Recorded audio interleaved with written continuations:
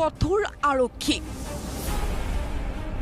বিতৰ্কিত মন্তব্য দি লকআপত ইজনৰ পাছত সিজন ওচিৰ পুতেকেই সোমাল থানাৰ লকআপত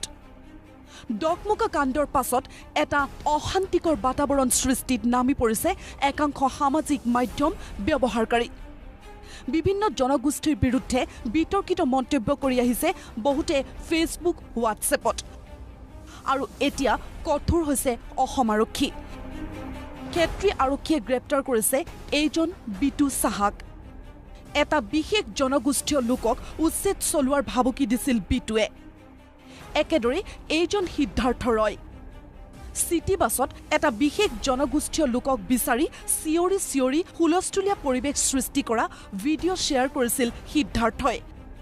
একেদৰে এইজন শীৰ্ষ আৰক্ষী বিষয়াৰ পুত্ৰকো আৰক্ষীয়ে গ্ৰেপ্তাৰ কৰিছে একে অভিযোগতে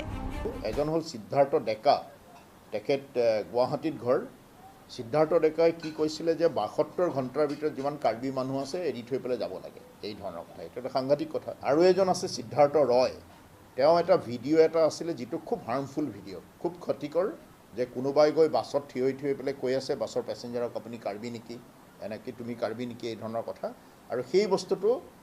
তেওঁ সিদ্ধাৰ্থ ৰয়ে আকৌ ভাইৰেল কৰি দিলে বেলেগ বন্ধু বান্ধৱ ইফালে চানমাৰীৰ ঘটনাত জড়িত থকাৰ অভিযোগত গ্ৰেপ্তাৰ হৈছে কেইবাজনো আৰক্ষীক আক্ৰমণ কৰা আৰক্ষীলৈ মদৰ বটল দলিওৱা পানীৰ বটল দলিওৱাৰ অভিযোগত জ্যোতিষ দাস দীপজ্যোতি কলিতাক গ্ৰেপ্তাৰ কৰা হৈছে প্ৰতিদিন টাইমৰ ভিজুৱেল চাই গ্ৰেপ্তাৰ কৰিছে দুয়োকে আৰু বাকি যিখিনি মই আপোনালোকৰ পৰাই লৈছোঁ ভিডিঅ' ফুটেজ কোনে হুলস্থুল কৰিছিলে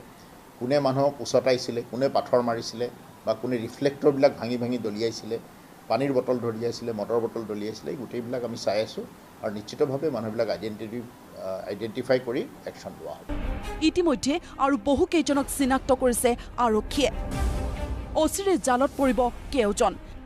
একেটা সময়তে ঘটিৰাম বাতিৰামৰ নহয় আৰক্ষী আয়ুক্তৰে ভুৱা ফেচবুক একাউণ্ট খুলিলে দুৰ্বৃত্তই আপলোড কৰিলে বিষয়াগৰাকীৰ ফটো পিছে এইটো কোনোবা ন্যস্ত স্বাৰ্থ মহলে বা কোনোবাই বদমাচি কৰিছে মই সদৌতি ৰাইজক ক'ম যে এইটো গুৰুত্ব নিদিব এনেকুৱা কোনো মেছেজ গ'লে জানিব যে এইটো ফেক একাউণ্ট ডেফিনেটলি লোৱা হ'ব এইটো এটা ডাঙৰ অপৰাধ কৰিছে আৰক্ষীৰ এনে তৎপৰতাৰ মাজতে বিশেষ জনগোষ্ঠীৰ যুৱতী বুলি বেলতলাত নিৰ্যাতিত হ'ল দুই যুৱতী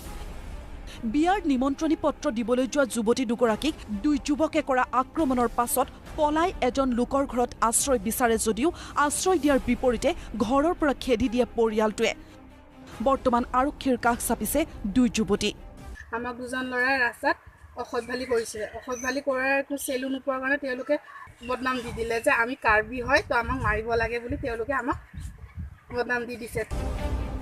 বেলতলাৰ পৰা হিমাংকৰৰ সৈতে কেমেৰা পাৰ্চন দীপক স্বৰ্গীয়াৰীৰ সৈতে বিমল ভূষণ মহন্তৰ ৰিপৰ্ট প্ৰতিদিন টাইম